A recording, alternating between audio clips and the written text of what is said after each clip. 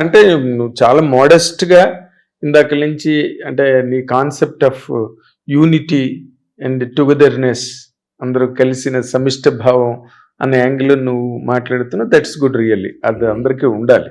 కానీ ఒక క్యారెక్టర్గా నిన్ను డైరెక్టరు నమ్మి లేదా ఒక ప్రొడ్యూసర్ గారు నిన్ను నమ్మి నిన్ను సినిమాలో పెట్టుకున్న తర్వాత నీ క్యారెక్టర్ తాలూకా ఆ పర్సనాలిటీ ఏదో ఉంటుందో, క్యారెక్టర్కి ఉండే పర్సనాలిటీ సినిమాకి 100% యాడ్ అవ్వాలి. 100%. ఒక టైంలోని హీరో కన్నా కూడా యాంటగనిస్ట్ చాలా పవర్ఫుల్గా ఉండకపోతే సినిమా తేడా రావడానికి అవకాశం ఉంటుంది.